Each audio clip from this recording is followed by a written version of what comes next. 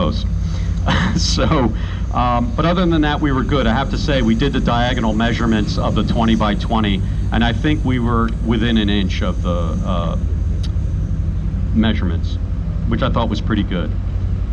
So, Wilson, I mentioned the slate roofing, the materials, again, everybody who did this, these are modest people. They come in, they do it, and it's like it's nothing. Like, you just ask them this huge thing. No big deal.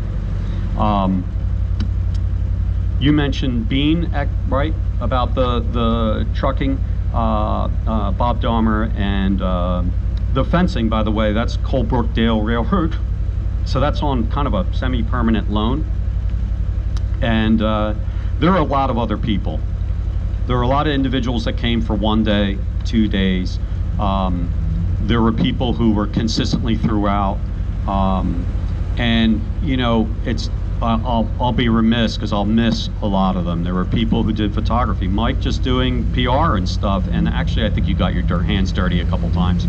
And I want to say that I can't emphasize enough, there was no public money involved in this, and we're really proud of that. All of us put personal funds, labor in. I wish I had kept track of the labor, because I think Mike and I put in some serious time in.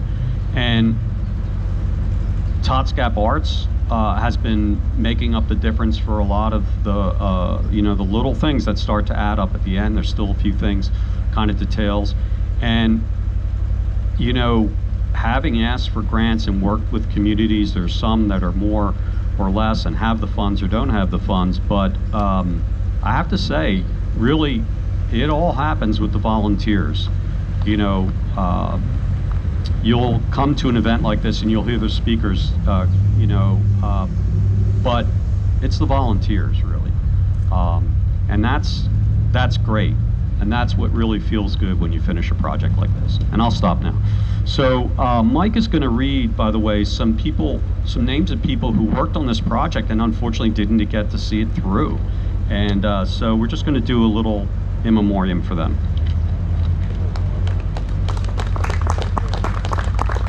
Thank you. This is one of the toughest parts of the project, is knowing who couldn't come to be here to see it to fruition, but I know they're looking down and enjoying it. First is my mother, Faye Pierce, John Hemmings, Jeff Janos, Tom Grabko, Brian Flory, Scott Flory, Lance Metz, Andrew Polo, Ben Walbert, and Chad Watts, and hope that's the complete list.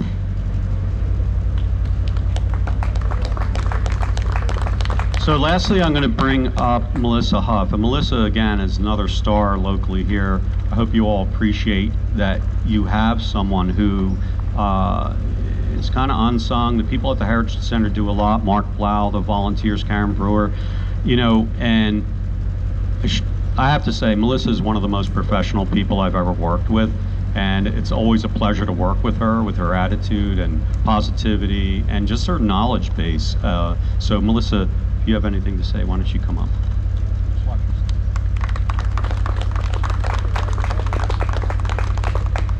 Thanks.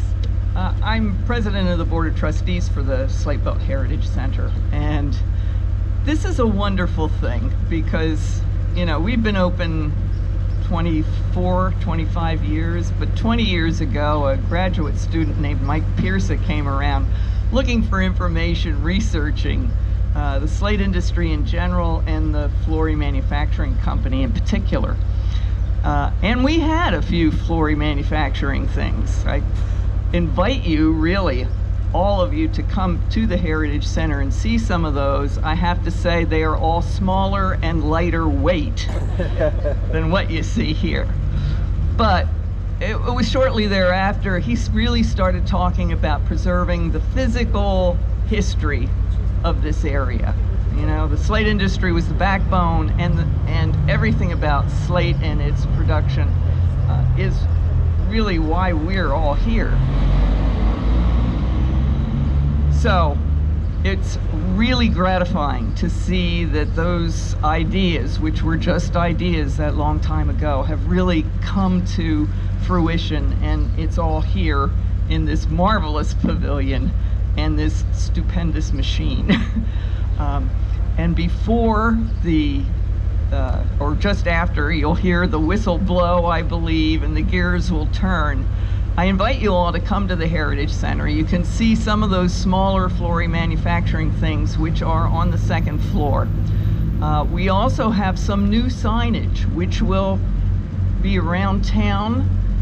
They are outdoor displays that give a little context for what you see around you. One will be here in Bethel Park, all funded through the generous grant that we got from the Northampton County, DCED, Department of Community and Economic Development.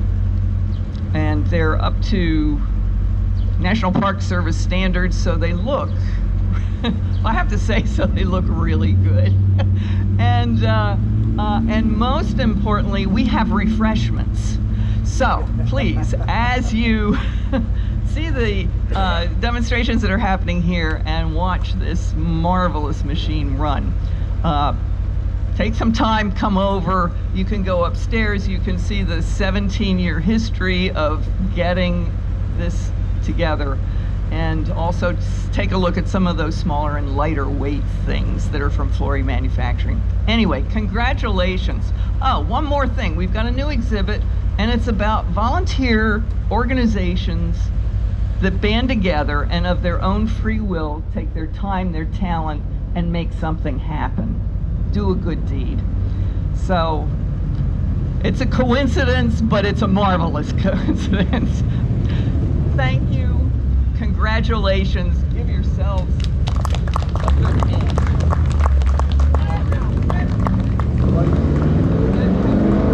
Great, thanks, Melissa. Oh, watch yourself. So, two short things. One is, I have a video here. This project I'd like to actually, I'm going to enter in the Preservation PA does awards every 2 years.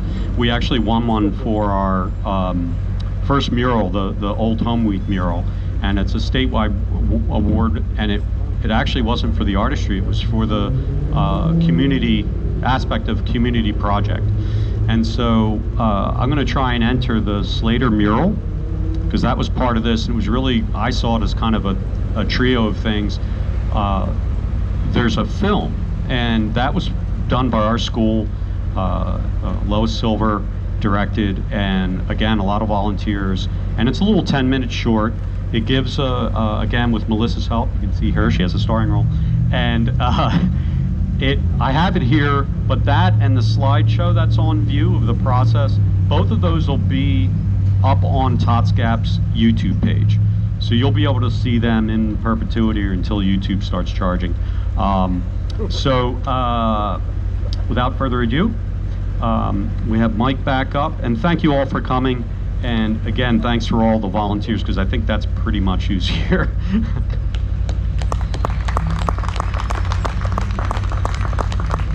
So one last thing I want to do is, actually two, give you the schedule. We're going to be running this in just a moment, again at 2 o'clock. At 1 o'clock, we'll be doing timber framing, just a little show off with Jim Gloria, 1:30 slate splitting.